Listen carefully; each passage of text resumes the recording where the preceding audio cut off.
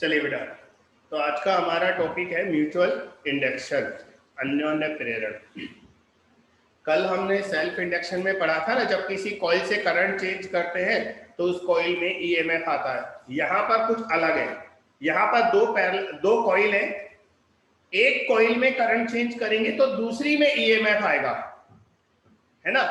कल तो उसी कॉइल में ईएमएफ आ रहा था, आज दूसरी कॉइल में आएगा। ये फिनोमिना, ये घटना म्यूचुअल इंडक्शन कहलाती है, अन्योन्य प्रेरण। चलिए लिखिएगा, हेडिंग डालिए पहले। सर जिसमें करंट चेंज कर रहे उसमें कुछ नहीं होगा, उसमें सेल्फ इंडक्शन होगा ना। जिसमें करंट चेंज कर रहे हैं उसमें तो सेल्फ इंडक्शन होगा ही, लेकिन उसके पास में अगर कोई दूसरी कॉइल रखी है तो उसमें भी ईएमएफ इंड्यूस हो जाएगा। तो दोनों फिनोमेना होंगे।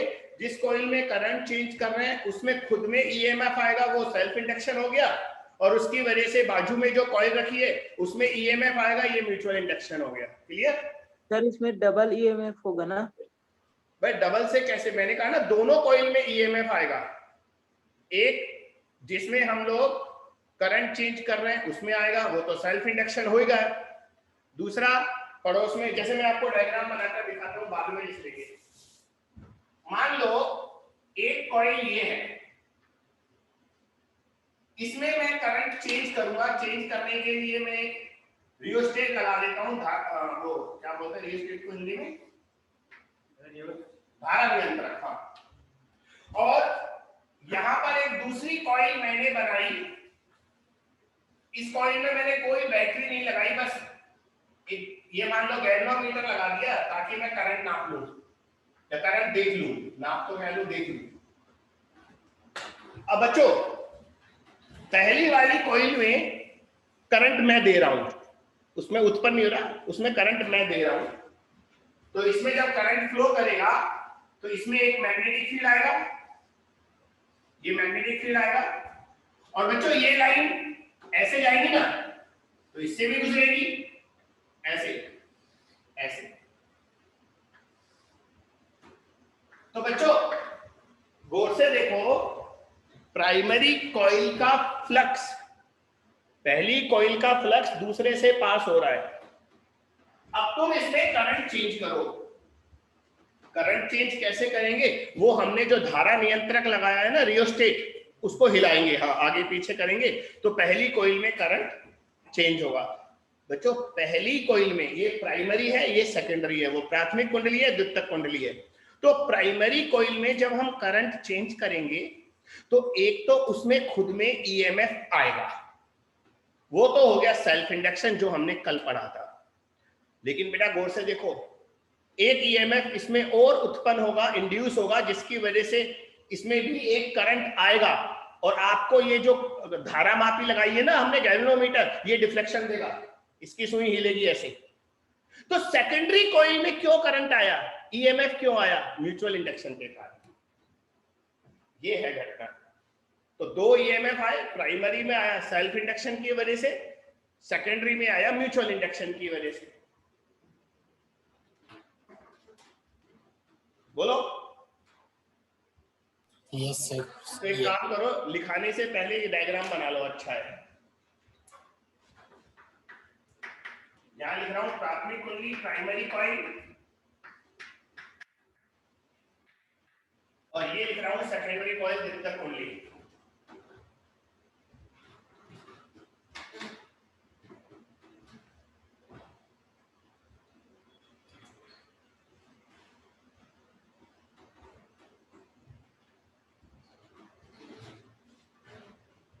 हाँ लिखो।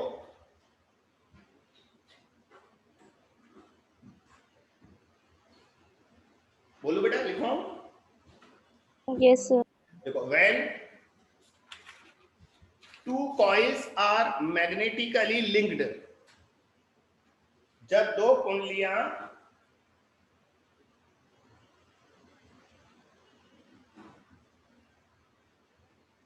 मैग्नेटिकली को हिंदी में क्या बोलेंगे, या देखो हिंदी में दूसरे तरह से लिखाऊंगा।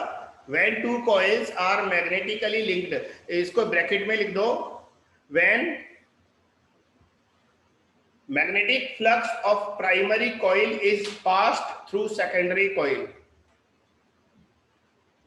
when magnetic flux of primary coil is passed through secondary coil, bracket close.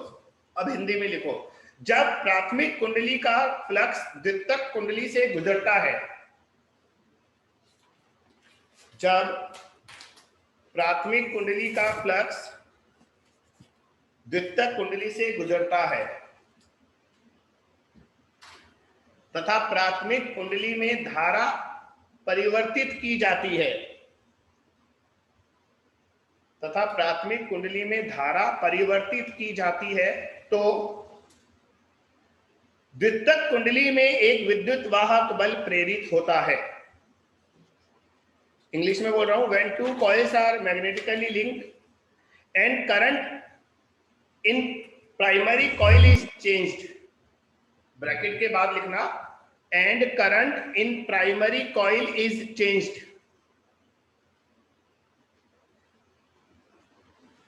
then an EMF induced in secondary coil, तो द्वितीयक कुंडली में एक विद्युत वाहक बल प्रेरित होता है। when an EMF induced in secondary coil, तो बच्चों अगर आप प्राइमरी कॉइल से करंट चेंज करेंगे तो सेकेंडरी कॉइल में ईएमएफ आएगा, जबकि इन दोनों का आपस में हमने कोई कनेक्शन नहीं कर रखा, आपस में बिल्कुल कनेक्ट नहीं है, बस फ्लक्स पहले का दूसरे से जा रहा है लेकिन वायर से कनेक्ट नहीं है, तो इसका करंट उसमें नहीं गया, उसमें अपना करंट उत्पन्न होगा ईएमएफ के कारण। लिख लो, this phenomena is called mutual induction, यह घटना अन्योन्य प्रेरण कहलाती है।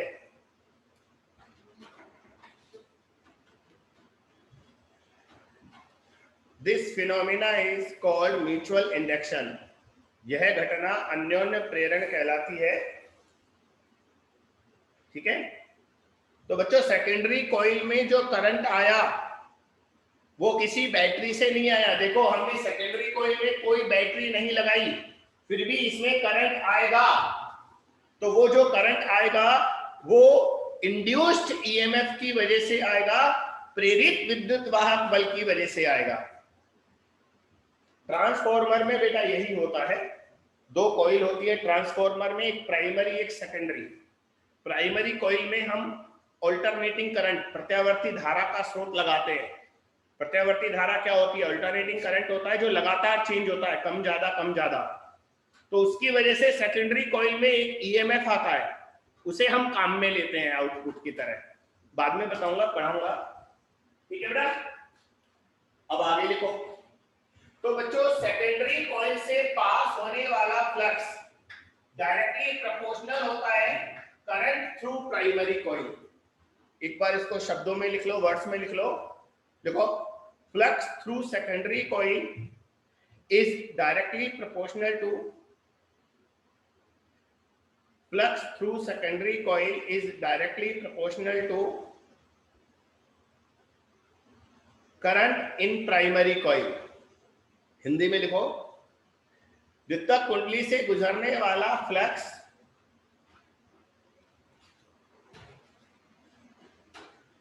द्वितीयक कुंडली से गुजरने वाला फ्लक्स प्राथमिक कुंडली में बहने वाले धारा के समानुपाती होता है। प्राथमिक कुंडली में बहने वाली धारा के समानुपाती होता है। तो सेकेंडरी कॉइल से फ्लक्स प्राइमरी कॉइल से करंट के प्रोपोर्शनल है।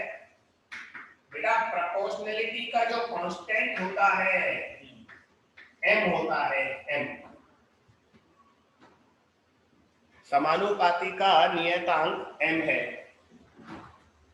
m is called mutual inductance.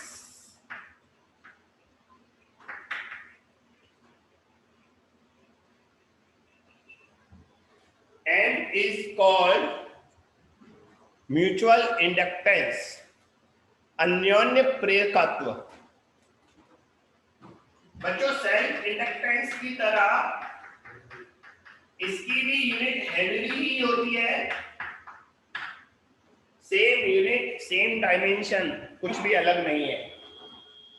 यह कहलाता है अन्योन्य प्रेरकत्व। बच्चों कैपिटल एम की वैल्यू जैसे मैंने कल बताया था ना, जो सेल्फ इंडक्टेंस है स्वप्रेरकत्व, उसका मान कॉइल में फ्लो करने वाले करंट पर डिपेंड नहीं करता, बल्कि कॉइल के नंबर ऑफ टर्न्स, रेडियस, उन पर डिपेंड करता है। वेरी सिमिलर, म्यूचुअल इंडक्टेंस भी प्राइमरी कॉइल में जितना करंट है उस पर डिपेंड नहीं करता, बल्कि इस पर डिपेंड करता है कि इन दोनों कॉइल में कितने नंबर ऑफ टर्न्स हैं, क्या क्रॉस सेक्शन है, क्या लेंथ है, उस पर डिपेंड करता है। और ये कैसे रखे, पता है, इन दोनों के रखने के तरीके पर भी एम की वैल्यू डिपेंड करता है। अगर प्राइमरी कॉइल का सारा फ्लक्स सेकेंडरी कॉइल से जा रहा है तो एम की वैल्यू ज्यादा होगी। अभी तो देखो सारी लाइनें अंदर से नहीं जा रही ना, कुछ लाइनें ऐसी होंगी जो बाहर से निकल जाएंगी, ये देखो। तो मेरे डायग्राम में प्राथमिक कुंडली का सारा फ्लक्स द्वितीयक कुंडली से नहीं जा रहा, इसलिए मेरे डायग्राम में म्यूचुअल इंडक्टेंस कम होगा इस डायग्राम के हिसाब से।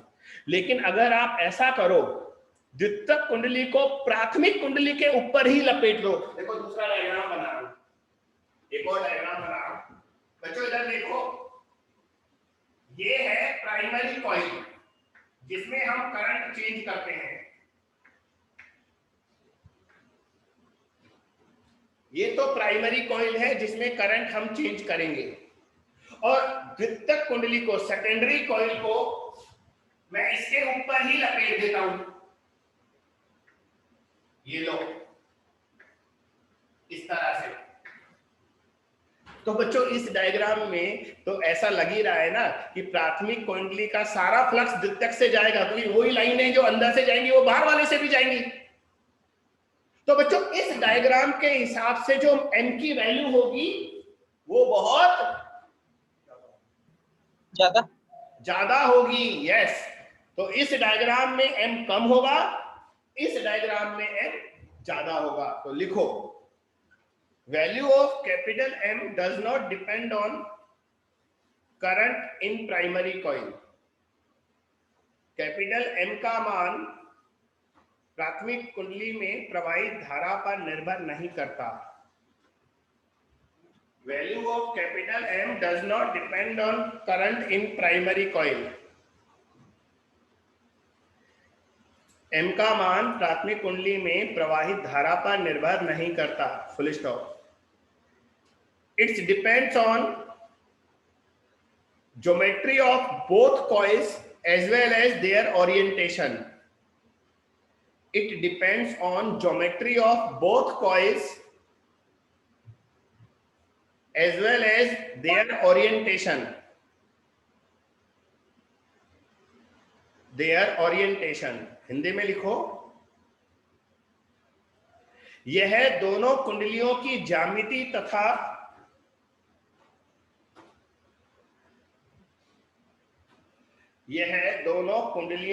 ज्यामिति तथा उनके अभिविन्यास पर निर्भर करता है। उनके अभिविन्यास क्या होता है बेटा? ओरिएंटेशन। किस तरह से ये दोनों कुंडलियां, दोनों कॉइल रखी हैं, ये इसे ओरिएंटेशन कहते हैं। आजू बाजू रखी है या एक के ऊपर दूसरी को लपेट दिया, दिस इज कॉल्ड ओरिएंटेशन, यानी कि अभिविन्यास। तो बच्चों जब प्राइमरी कॉइल में करंट चेंज करेंगे तो सेकेंडरी कॉइल में ईएमएफ आएगा, उसकी वैल्यू लिखो, EMF induced in secondary coil, ये आएगा माइनस d∅s/dt। दूसरी कॉइल में, सेकेंडरी कॉइल में ईएमएफ आएगा माइनस d∅s/dt, और ∅s की वैल्यू ये वाली यहां रखूंगा तो m को तो बाहर ले लूंगा, तो ये आएगा माइनस m dIp/dt।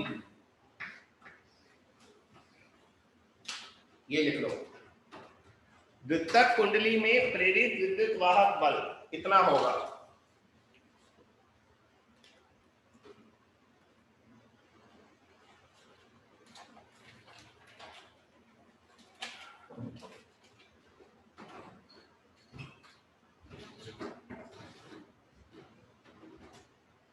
बच्चों अगर प्राइमरी कॉइल में करंट फ्लो कर रहा है परंतु हम उसे चेंज नहीं कर रहे, यदि प्राथमिक कुंडली में नियत धारा प्रवाहित हो रही है, कांस्टेंट करंट, तो बच्चों सेकेंडरी कॉइल में ईएमएफ नहीं आएगा। देख लो, अगर आईपी कांस्टेंट है तो इसका डिफरेंशिएशन 0 आएगा, तो सेकेंडरी कॉइल में ईएमएफ नहीं आएगा।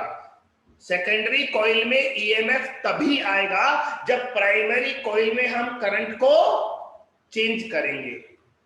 करेक्ट? सुन रहे हैं आप सब लोग? आवाज नहीं आ रही आज? Yes sir. चलो, करंट या तो हम है ना रियोस्टेट को चलाएं, या तो हम धारा नियंत्रक को इधर उधर करें, या ऑल्टरनेटिंग करंट लगाएं, प्रत्यावर्ती धारा का स्रोत लगा देंगे तो भी तो करंट लगातार चेंज होगा। ये सेकेंडरी उसको बोलते हैं जिसमें हम कुछ नहीं करते, वो तो डेफिनेशन बाय सेकेंडरी करंट है। हाँ, तो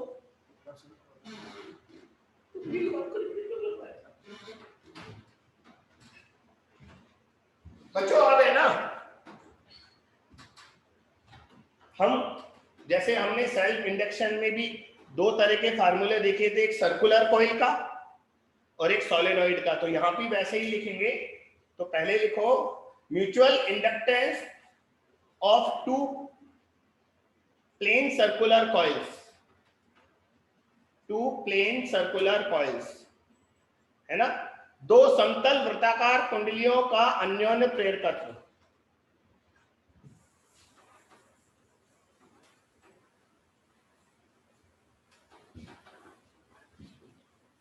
दो समतल वृत्ताकार कुंडलियों का अन्योन्य प्रेरकत्व।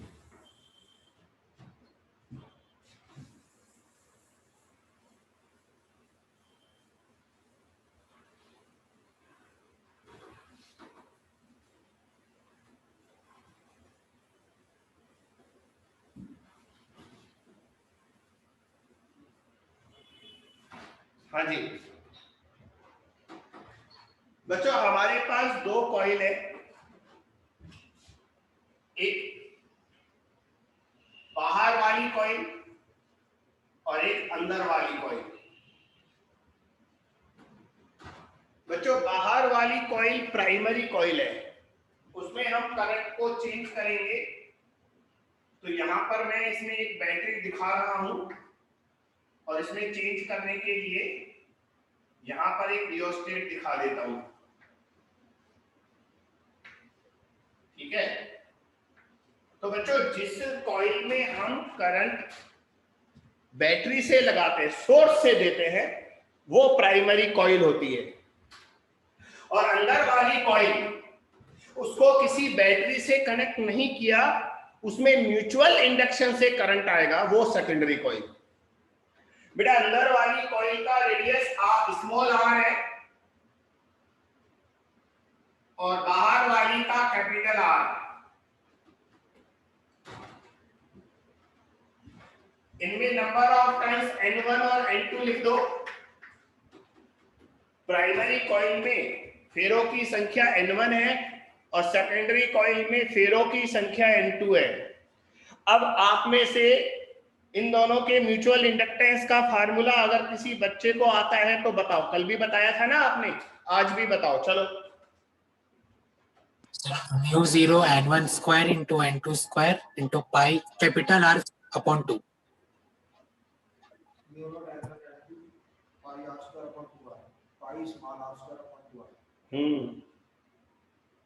गलत हो गया थोड़ा सा, कोशिश तो अच्छी थी, कोशिश के लिए तो खैर शाबाशी है, पर सही नहीं है।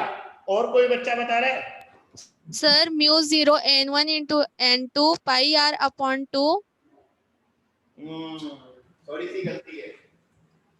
ये होता है बेटा, सर बोलो बोलो। सर स्मॉल आर आएगा क्या? Sir mu mu n1 n2 into pi are square by 2r1। हाँ सही है, pi are square upon small r ऊपर होगा।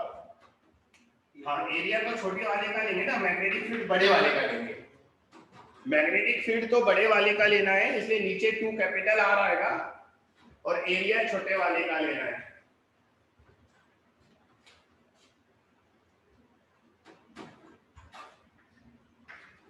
ये लिख लो, mu naught n1 n2 pi small r square upon 2 capital R। दोनों कुंडलियों में फेरों की संख्या के गुणनफल के समानुपाती होता है। छोटी कुंडली के अंदर वाली सेकेंडरी कॉइल के एरिया के प्रोपोर्शनल होता है। ठीक है, चलो अब दूसरा वाला फार्मूला लिखो। Mutual inductance of 2 coaxial solenoids. Mutual inductance of 2 coaxial solenoids. Coaxial को हिंदी में क्या बोलेंगे बेटा? उन दो जिनकी दोनों की एक्सिस अगर समान हो ना, उसे क्या बोलते हैं? समाक्षी बोलते हैं क्या? Yes, sir. मैं सोनाक्षी नहीं बोला बेटा, समाक्षी बोला हूं। Yes, sir. है ना, जिसकी दोनों की अक्ष समान हो। हाँ, तो हिंदी में लिखो, दो समाक्षी परिनालिकाओं का अन्योन्य प्रेरकत्व। बड़ा खतरनाक हो जाती है कभी कभी हिंदी। सर आप सोनाक्षी बोले ना तो टिल्लू खुश हो गया था। नहीं भैया, अपना किसी और के नाम से बता रहा है वो। चलो चलो कोई बात नहीं, खुश होने का कोई कारण तो मिला। आजकल आदमी खुशी नहीं रहता, वरना चलो खुश रहो, हमेशा खुश रहो।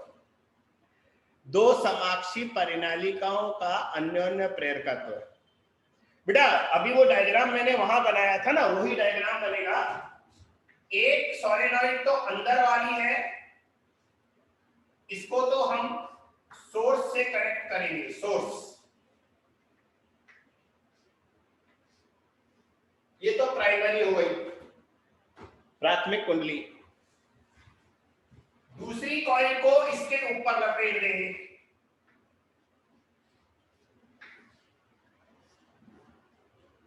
ये सेकेंडरी कॉइल हो गई। अब डायग्राम में तो मैं कहां लिखूं कि प्राइमरी कॉइल में नंबर ऑफ टर्न्स n1 है, वो तो दिख नहीं रहा। आप n1 से समझ जाना प्राइमरी है, n2 से समझ जाना सेकेंडरी है। बच्चों इन दोनों सोलेनॉइड की लेंथ बराबर है, और चूंकि पहली सोलेनॉइड के ऊपर दूसरी सोलेनॉइड को टाइटली वाउंड कर दिया, अच्छे से लपेट दिया, तो दोनों का क्रॉस सेक्शन भी सेम हो जाएगा। सुना मैंने क्या बोला? दोनों का अनुप्रस्थ काट और दोनों की लंबाई बराबर है। ये लिख दो बाजू में, दोनों की लेंथ और क्रॉस सेक्शन सेम है। अब बताओ किसको इसका फार्मूला याद है?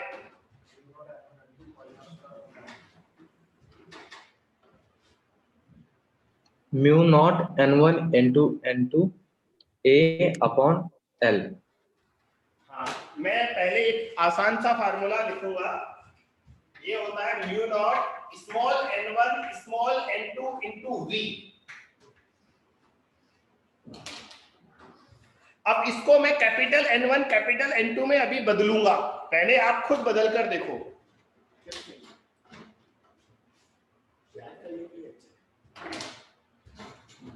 ये छोटा फार्मूला है थोड़ा बेटा। स्मॉल n1 प्राथमिक कुंडली में फेरा घनत्व, फेरों के घनत्व, turn density. Small n2 secondary coil का टर्न डेंसिटी है, और v आयतन है दोनों कुंडलियों का। रिमेंबर, दोनों कॉइल्स का वॉल्यूम सेम है। वॉल्यूम होगा cross section area into length. अनुप्रस्थ काट गुणा लंबाई, ये आयतन होगा दोनों का। तो बच्चों हमने दोनों का वॉल्यूम सेम लिया है।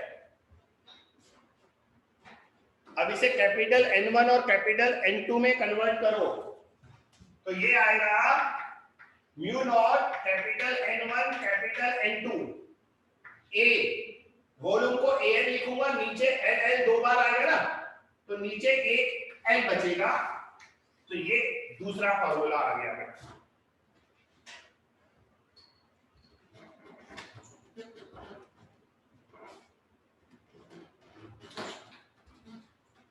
चलो लिख लो सब कुछ, क्वेश्चन करते हैं।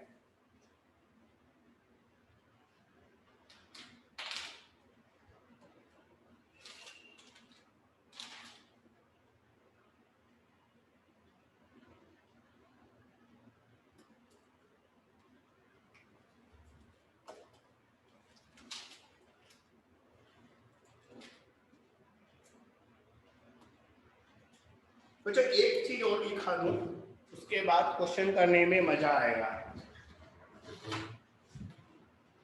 लिखो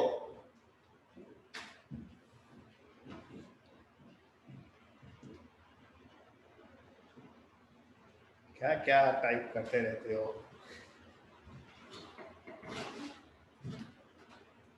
इन नालायक को तुम अपने नाम क्यों नहीं रखते? तुम्हारे नाम इतने गंदे हैं क्या है? किसी ने कुछ नाम रखा हुआ है, किसी ने कुछ रखा हुआ है। अरे अपने नाम पर फक्र होना चाहिए, दूसरों का नाम कॉपी क्यों करें? हम अपना नाम बनाएंगे ना, अपनी पहचान होनी चाहिए, ठीक है? जैसे हम टिल्लू को जानते हैं सब लोग, टिल्लू अपना नाम टिल्लू ही रखता है। हाँ सर, मैं भी अपना नाम रखती हूँ। हाँ, दूसरों का नाम क्यों रखें? लोग हमें अपने नाम से जाने, वो है बड़ा काम। अपनी पहचान बनाओ। बच्चों लिखो अगला टॉपिक, कपलिंग का क्या बोलते हैं? कपलिंग फैक्टर बोलते हैं, कपलिंग कोफिशिएंट बोलते हैं, युग्मन गुणांक। कपलिंग फैक्टर कोएफिशिएंट होना चाहिए। कोफिशिएंट लिख लो, हाँ कपलिंग कोफिशिएंट। बच्चों अभी थोड़ी देर पहले मैंने आपको बताया था कि जो कैपिटल M की वैल्यू है वो इस बात पर भी डिपेंड करती है कि दोनों कॉइल कैसे रखी हुई हैं। तो बच्चों कपलिंग कोफिशिएंट इसी बात पर डिपेंड करता है। तो बच्चों दो कॉइल का जो म्यूचुअल इंडक्टेंस होता है, बच्चों हमारे पास अगर दो कॉइल है तो उन दोनों का सेल्फ इंडक्टेंस तो होगा ही होगा ना। तो दो कॉइल का म्यूचुअल इंडक्टेंस और उनके सेल्फ इंडक्टेंस में एक रिलेशन बता रहा हूं। आप चाहें तो हेडिंग ये भी लिख सकते थे, relation between mutual inductance and self inductance, पर वो हेडिंग मुझे इतनी अच्छी नहीं लगती, इसलिए मैंने कपलिंग कोफिशिएंट लिखा दिया। देखो दो कुंडलियों का अन्योन्य प्रेरकत्व √L1 L2 के समानुपाती होता है ना। Mutual inductance of two coils are proportional to √L1 L2।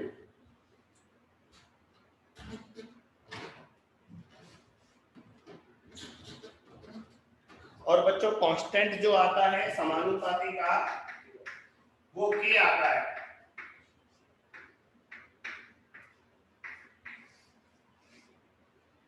अच्छा L1 L2 पता है ना क्या है? L1 L2 क्या है पता है? Yes sir.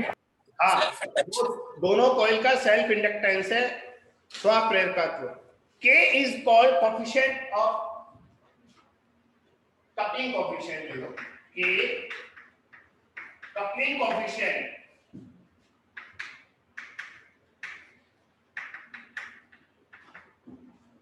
युग्मन गुणांक।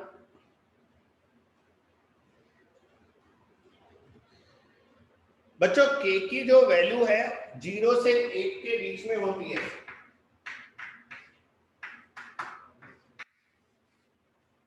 और K जो है कपलिंग कोफिशिएंट, युग्मन गुणांक, इसकी कोई इकाई, कोई यूनिट नहीं होती, बस वैल्यू होती है 0.5, 0.6, 0.7, 0.8, यूनिट नहीं होती है। ध्यान से ये लिखना है जो कपलिंग कोफिशिएंट है इसकी कोई यूनिट नहीं होती और ये 0 से 1 के बीच में होता है। 1 से ज्यादा कभी नहीं होगा और 0 से कम नेगेटिव होने का तो सवाल ही नहीं होता।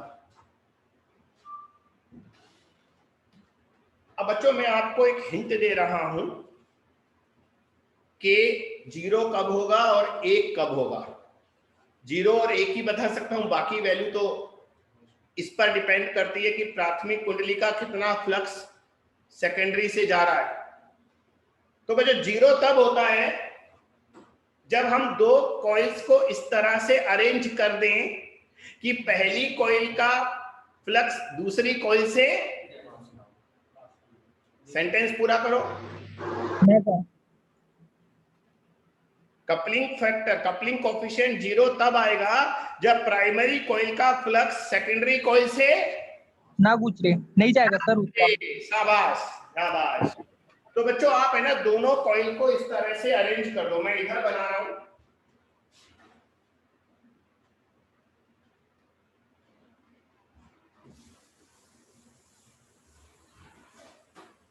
कपड़े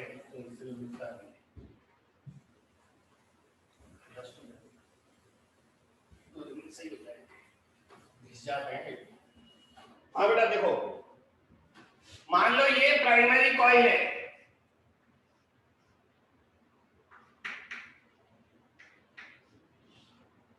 और ये सेकेंडरी कॉइल है।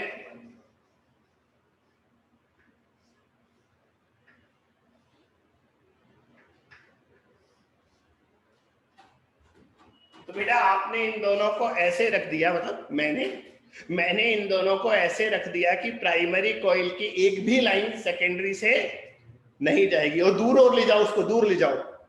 तो मेरा बच्चा जब प्राइमरी कॉइल का फ्लक्स सेकेंडरी कॉइल से पास ही नहीं होगा तो उसमें ईएमएफ आएगा ही नहीं। तो बच्चों इस अवस्था में K बराबर 0 होगा। इसको लिखना चाहो तो लिख देना, हिंदी में भी शब्दों में लिख देना, प्राथमिक कुंडली का फ्लक्स द्वितीयक कुंडली से नहीं गुजरेगा तब K 0 होगा। और बच्चों K बराबर 1 कब होता है? अब आप खुद सोचो यार, इतना तो सोचने लग जाओ। अब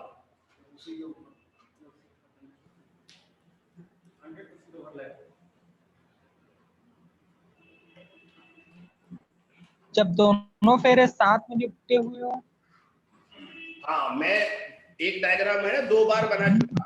अगर द्वितीयक कुंडली को प्राथमिक कुंडली के ऊपर लपेट दोगे, सेकेंडरी कॉइल को अगर प्राइमरी कॉइल के ऊपर रैप कर देंगे तो सारा फ्लक्स जाएगा। तो इसको अलग से लिख सकते हो, when flux of primary coil, total flux of primary coil is passed through secondary coil। जब प्राथमिक कुंडली का संपूर्ण फ्लक्स द्वितीयक कुंडली से गुजरे, ऐसे। तो इसमें K बराबर 1 होता है। बेटा अगर प्राथमिक कुंडली का सारा फ्लक्स दूसरी कुंडली से गुजरेगा तो K 1 होगा, और अगर प्राथमिक कुंडली का फ्लक्स दूसरी कुंडली से नहीं गुजरेगा तो K बराबर 0 होगा। और बाकी सारी अवस्थाओं में K 0 और 1 से 1 के बीच में होगा। ठीक है, बाकी सभी अवस्थाओं में K 0 से 1 के बीच में होगा।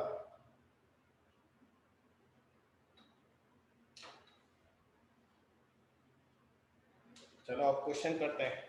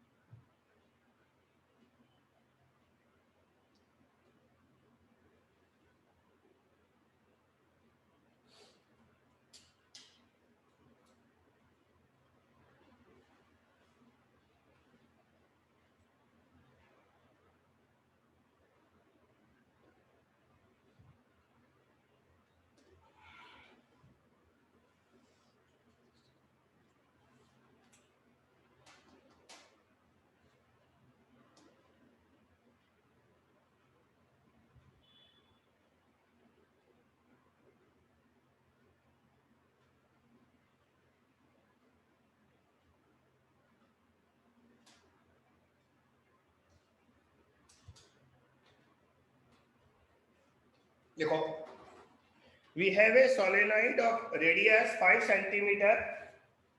बेटा मैं सामने लिख दूं वरना बोलने में बहुत टाइम लगेगा।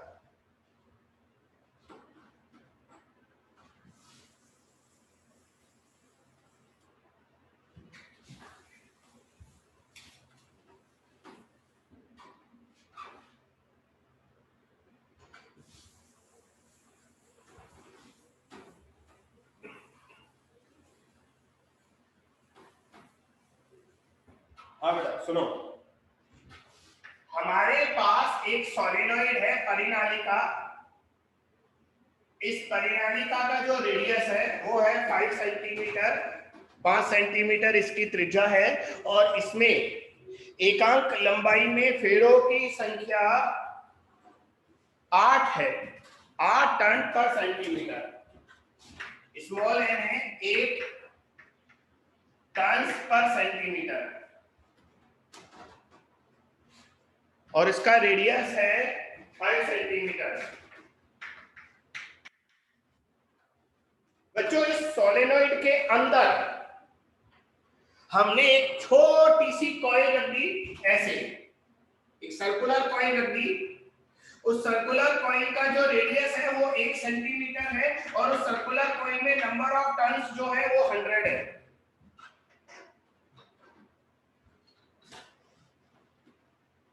बच्चों एक बार फिर से सुन लो, परिनालिका के अंदर एक छोटी सी वृत्ताकार कुंडली रख दी जिसकी त्रिज्या 1 सेंटीमीटर है और फेरों की संख्या 100 है, 100। तो मुझे बताओ इस निकाय का अन्योन्य प्रेरकत्व कितना होगा? इस सिस्टम का म्यूचुअल इंडक्टेंस निकाल कर दिखाओ। चलो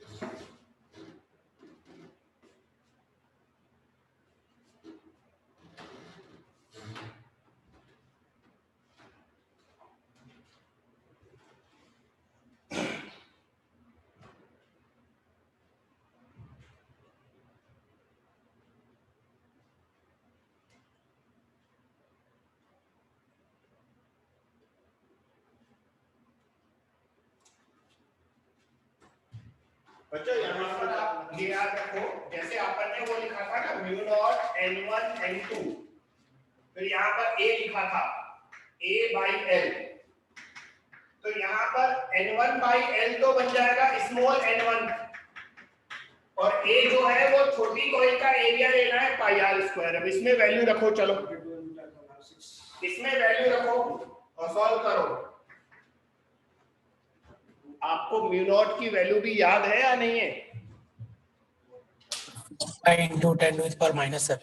हाँ, 4 into 10 to the power -7। n1 कितना आएगा बताओ?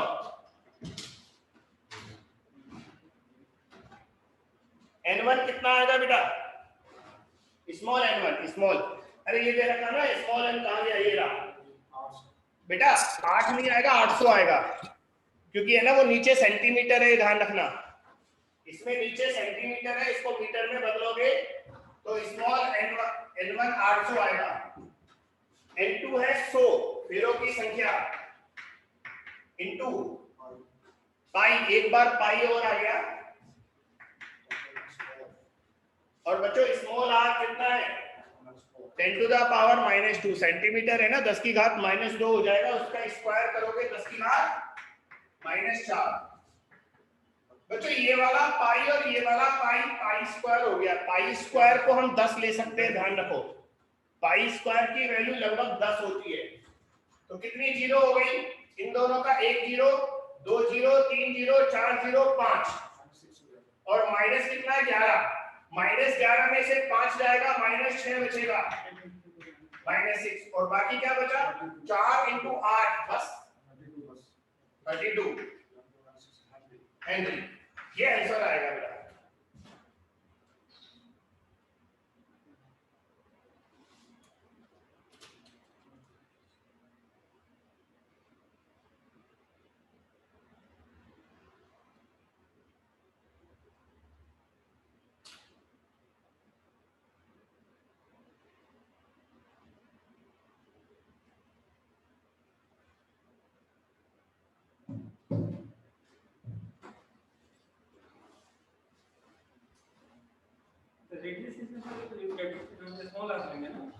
एरिया छोटी वाली के लेते हैं बच्चों। एक लंबा वायर है, अनंत लंबाई का, इनफाइनाइट लेंथ का एक वायर है। हाँ प्रियंका बेटा, आपका और प्रांजल आपका आंसर सही था, वेरी गुड।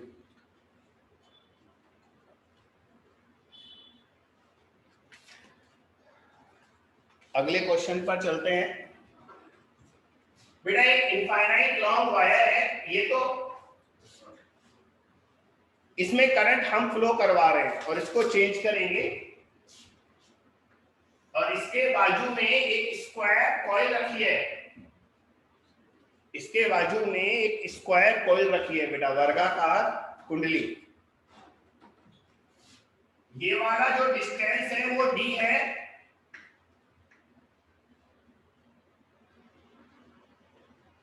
और ये a है, a सब a है। बच्चों इसका फार्मूला है ना, मैं ही बता देता हूं क्योंकि ये इंटीग्रेशन से होगा, इंटीग्रेशन से होगा ये। तो इस निकाय का अन्योन्य प्रेरकत्व बताना है, mutual inductance of this system. जब हम इसे ना वायर में करंट चेंज करेंगे ना लंबे तार में, तो बेटा उस वर्गाकार कुंडली में एक विद्युत वाहक बल प्रेरित होगा, क्योंकि हम जानते हैं तार का फ्लक्स तो उस कॉइल से पास हो ही रहा है ना, स्ट्रेट वायर का फ्लक्स कॉइल से पास हो रहा है। जब स्ट्रेट वायर में करंट चेंज करोगे तो कॉइल में भी फ्लक्स चेंज होगा और उसमें ईएमएफ आएगा। तो इस सिस्टम का एक म्यूचुअल इंडक्टेंस होता है, वो निकालना है। तो मैं निकाल कर दे रहा हूं, आप फार्मूला याद कर लेना। पहले डायग्राम बना लो।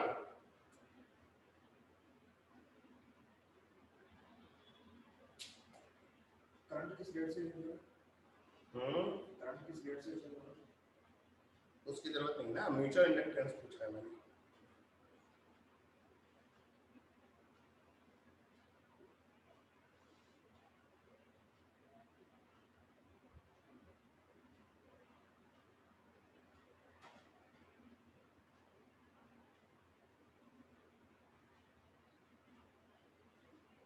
Mu not upon 2 pi d log d plus a upon d a square।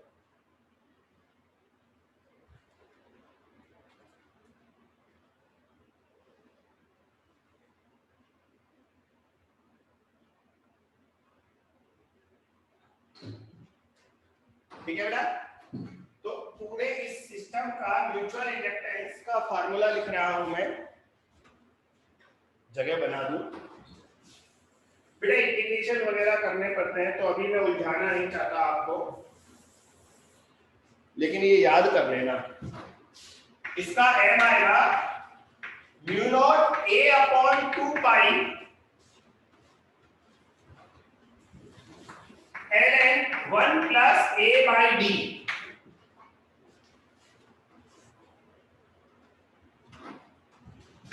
ln मतलब लॉग, ln जो होता है मतलब लॉग होता है, 1 प्लस a बाई d, ये a है।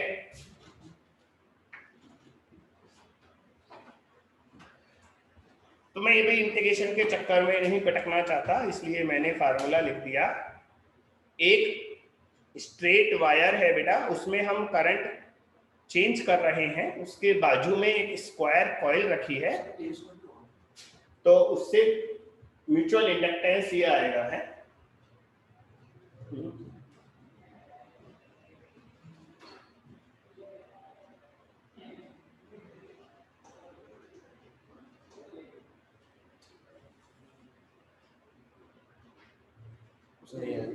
लेंगे सर वो कर जाएगा ना नीचे को तभी करें।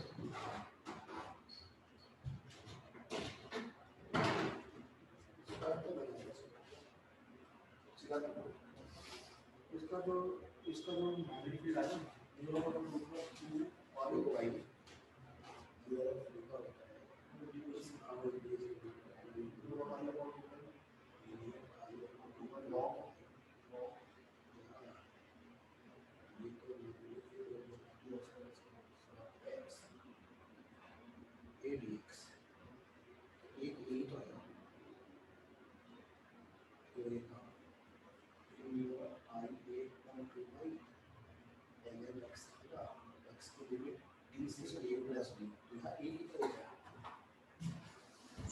चलो बच्चों आगे चलते हैं।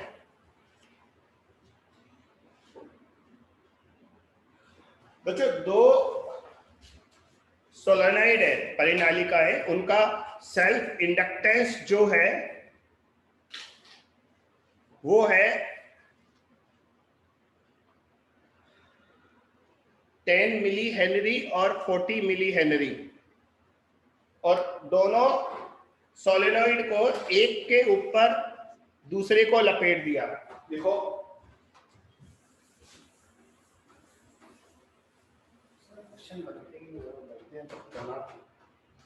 देखो self inductance of to solenoids, दो परिनालिकाओं का स्वप्रेरकत्व है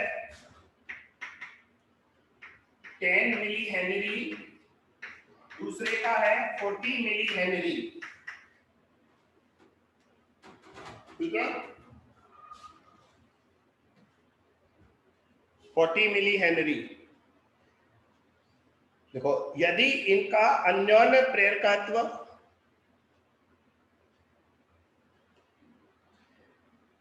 15 मिली हेनरी हो, if mutual inductance is 15 milli henry,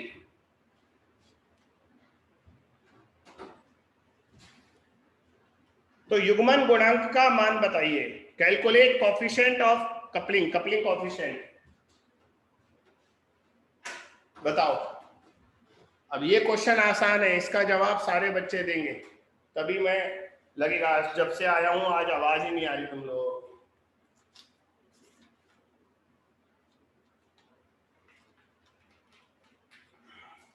ये क्वेश्चन आसान है, इसका जवाब सारे बच्चे देंगे।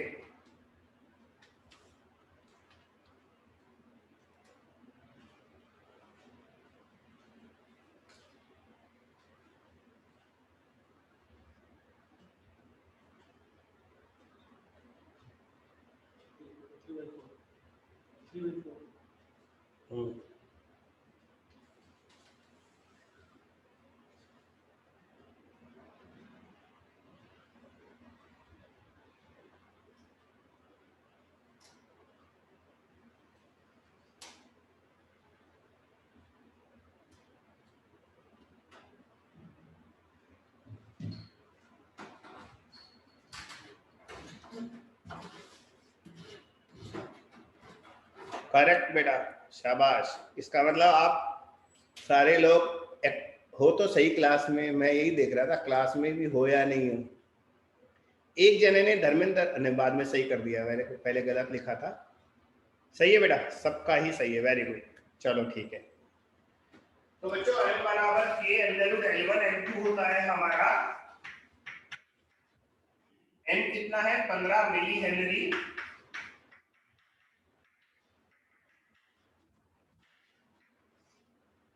L1 और L2 ये हो जाएगा 400, ये मिली और ये मिली दो बार मिली, 10 टू द पावर -6। बेटा 10 टू द पावर -6 बाहर आएगा, माइनस से ये कट जाएगा, 400 आएगा 20, 15 बटा 20, तो k आ गया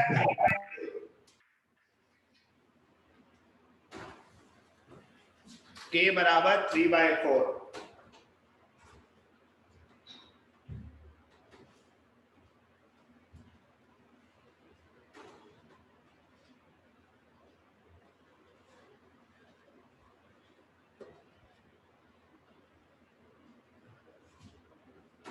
बच्चे कॉन्सेप्चुअल क्वेश्चन पूछ रहा हूं, आसान है लेकिन सोचने वाला है।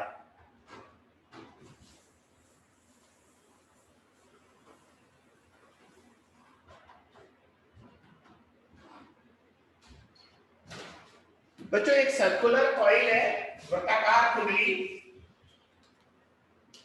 और इस कुंडली के एक्सिस पर एक वायर रख दिया हमने लंबा, ऐसे एक लंबा वायर है, वो इस कॉइल की एक्सिस के अलोंग रखा हुआ है। इस वायर में एक करंट हमने फ्लो कराया और इस करंट को हम चेंज कर रहे हैं। बेटा वृत्ताकार कुंडली की अक्ष पर लंबा तार रखा, उसमें धारा प्रवाहित की और धारा को हम परिवर्तित कर रहे हैं। तो इस निकाय का म्यूचुअल इंडक्टेंस 0 आएगा।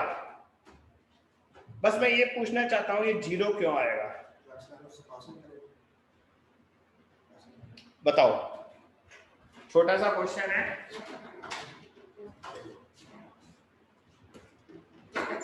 इस सिस्टम का म्यूचुअल इंडक्टेंस 0 आएगा, क्यों आएगा? सर बोलो। Hello sir. सर आप बताए थे कि प्राथमिक कुंडली अगर दूसरी कुंडली से नहीं गुजरेगा तो के 0 होगा, तो उसी।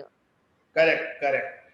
तो बच्चों इसका म्यूचुअल इंडक्टेंस इसलिए 0 है क्योंकि ये जो तार है ना, इसका फ्लक्स जो होगा वो सर्कुलर होगा। हम जानते हैं लंबे तार का चुंबकीय क्षेत्र वृत्ताकार होता है ऐसे। बेटा इस वायर की जो लाइन होगी वो सर्कुलर होगी, चुंबकीय रेखाएं। तो इस वायर की जो मैग्नेटिक लाइंस होगी वो हमारी जो कॉइल रखी है उसके पैरेलल होगी, उससे फ्लक्स पास ही नहीं होगा। और अगर इस वायर का फ्लक्स उस सर्कुलर कॉइल से पास ही नहीं हो रहा तो उस कंडीशन में कपलिंग कोएफिशिएंट और म्यूचुअल इंडक्टेंस दोनों 0 आते हैं। सुना आपने? इस सिस्टम का म्यूचुअल इंडक्टेंस 0 क्यों है?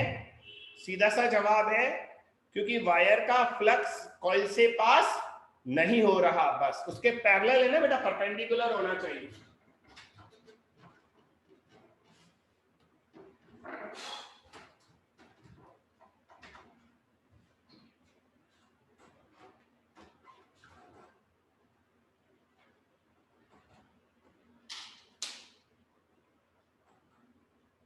ऐसा ही एक छोटा सा क्वेश्चन और पूछता हूं।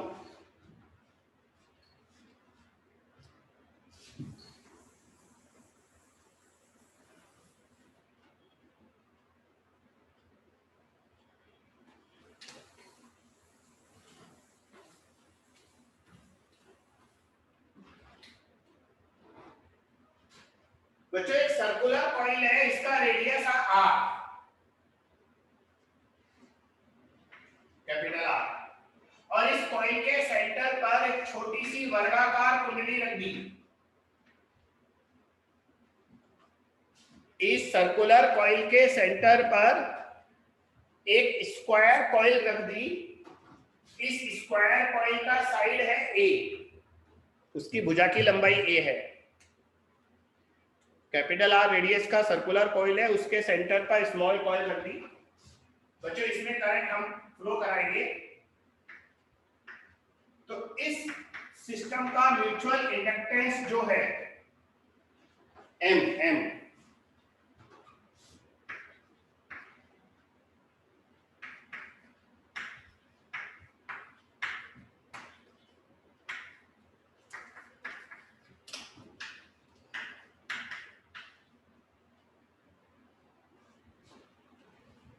Sir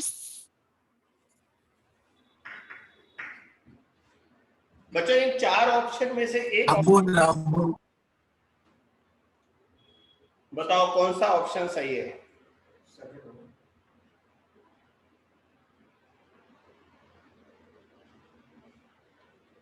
sir D, fourth. और बच्चे सोचो।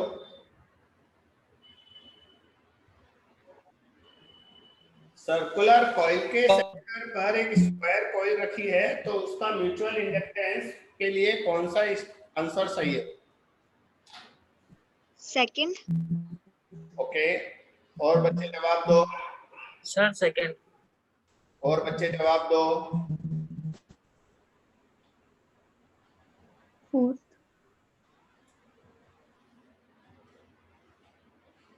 और बच्चे जवाब दो। अभी 2-3 बच्चों ने ही बोला है बस। Sir first. ओके, और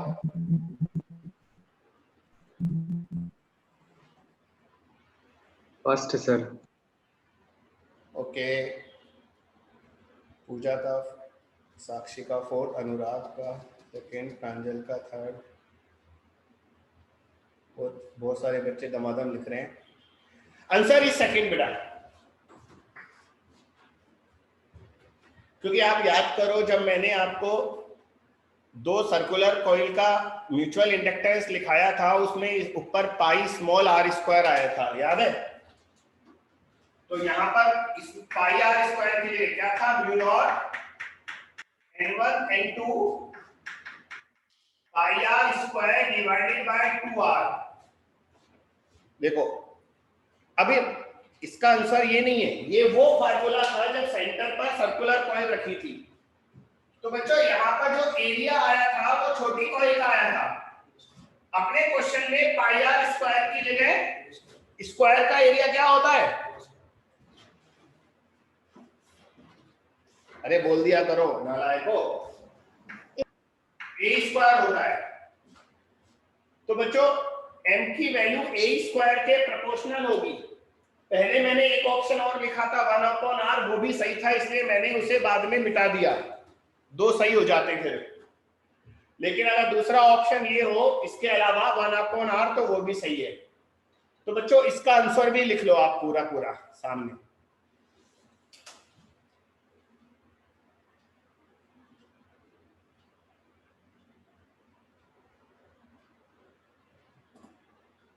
बच्चों अब एक चीज और बतानी है, फिर ये टॉपिक हमारा खत्म हो जाएगा। टॉपिक, चैप्टर नहीं बोला, टॉपिक बोला हूं। बच्चों कल हमने एक टॉपिक पढ़ा था, कॉम्बिनेशन ऑफ 2 इंडक्टर्स, उसमें सीरीज और पैरेलल के बारे में बताया था। तो एक स्पेशल चीज होती है वो अब बता रहा हूं, कल नहीं बता सकता था मैं। बच्चों अगर 2 इंडक्टर्स को, इंडक्टर क्या होता है हिंदी में, कल भी पूछा था मैंने,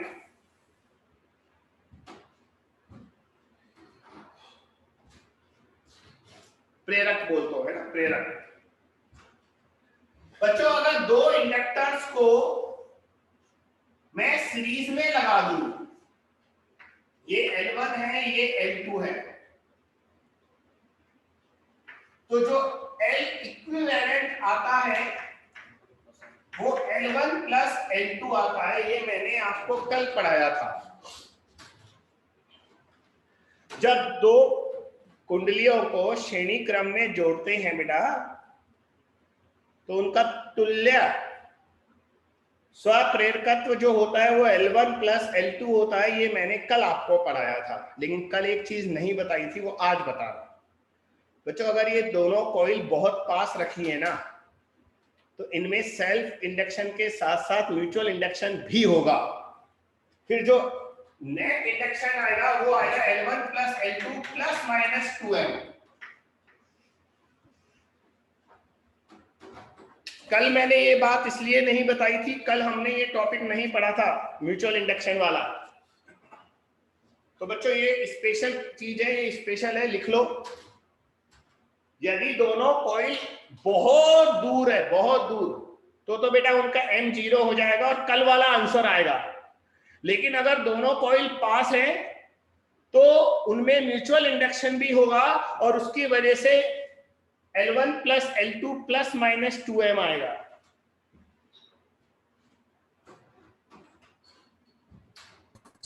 सर पैरेलल में होगा तो? बेटा पैरेलल तो दूर की बात है, पहले तो तेरे को यहाँ पर ही प्रश्न पूछना चाहिए था।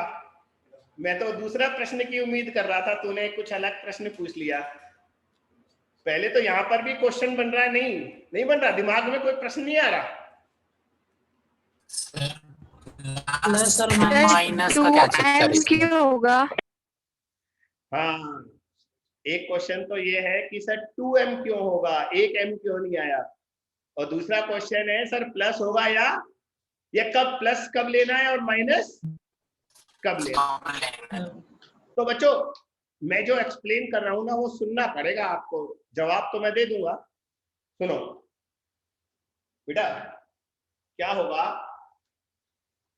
जब आप इस करंट को चेंज करोगे, ये वाला करंट इसको चेंज करोगे तो प्राइमरी कॉइल उसको मान ले तो इसमें एक ईएमएफ आएगा, लेकिन हम जानते हैं वो करंट तो इससे भी जा रहा है, तो इसमें करंट चेंज होने की वजह से इसमें ईएमएफ आएगा और इसमें करंट चेंज होने की वजह से एक ईएमएफ इसमें भी आएगा, तो दो ईएमएफ आए ना, इसलिए 2m आया। आराम से मुझे सुनो समझो, फिर डाउट है तो डाउट पूछो। तो बच्चों 2m इसलिए आया, उसकी वजह से इसमें आएगा ईएमएफ और इसकी वजह से इसमें आएगा, करंट तो दोनों में चेंज हो रहा है। बोलो हाँ या ना। Yes sir. Yes sir. अब प्लस माइनस की बारी है, वो भी सुन लो बच्चों। हम है ना इन दोनों कॉइल को किस तरह से घुमा रहे हैं उस पर निर्भर करता है। ढंग से देखना मेरी उंगलियों के इशारे। पहली कॉइल ऐसे घूम रही है और दूसरी कॉइल भी ऐसे ही घूम रही है तो प्लस आएगा। अब दोबारा इशारे कर रहा हूं देखना, अगर पहली कॉइल ऐसे घूम रही है लेकिन दूसरी कॉइल उल्टा घूम रही है तो माइनस आएगा। बेटा वो धारा की दिशा पर निर्भर करेगा। जैसे अगर दूसरी कॉइल को उल्टा घुमा देना, एक ऐसे घुमाते जाए और एक फेरों की दिशा बदल दे, तो अगर दोनों कुंडलियों में, दोनों कॉइल्स में direction of rotation of turn same है, घूर्णन की दिशा समान है तो प्लस आएगा। और अगर दोनों कॉइल में डायरेक्शन ऑफ रोटेशन अगर अपोजिट है, हाँ क्या बोला था मैं पहले हिंदी में, फेरों की संख्या, घूमने की दिशा अगर विपरीत है तो माइनस आएगा। तो बच्चों आप अपनी भाषा में लिख लो ये सारी बातें जो मैंने बोली है। दोनों में direction of turn, rotation of turn same है तो प्लस आएगा, और direction of rotation of turn opposite है तो माइनस आएगा।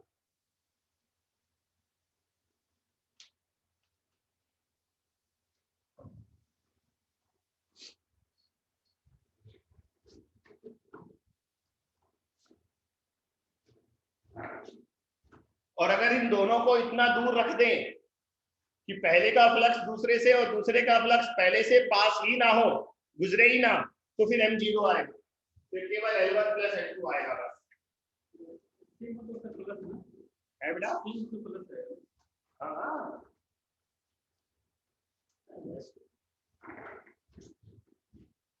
ओके बच्चा। Yes sir. Okay sir. अब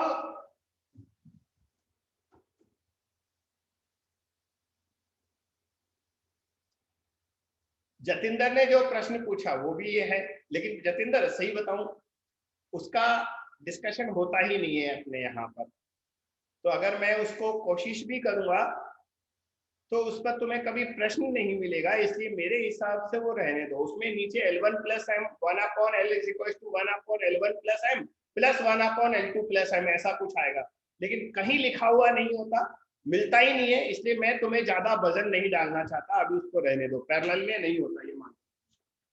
वैसे सुनो, वैसे भी दो कॉइल पैरेलल में लगी है ना, तो प्राइमरी कॉइल के फ्लक्स का सेकेंडरी कॉइल से पास होने की गुंजाइश बहुत कम होती है। हाँ देख, अगर मैं दो कॉइल ऐसे लगा दूं, ऐसे, तो बेटा ये ओरिएंटेशन ऐसा ओरिएंटेशन है जहां पर प्राइमरी कॉइल का फ्लक्स सेकेंडरी कॉइल से और सेकेंडरी का फ्लक्स प्राइमरी से गुजरेगा ही नहीं। तो कोशिश करके देख ले, इसलिए यहां पर M का रोल नहीं है, सीरीज में रोल है, सीरीज में जरूर होता है। क्यों जतिंदर, क्लियर हुई बात बेटा? हाँ यस सर। ओके बेटा।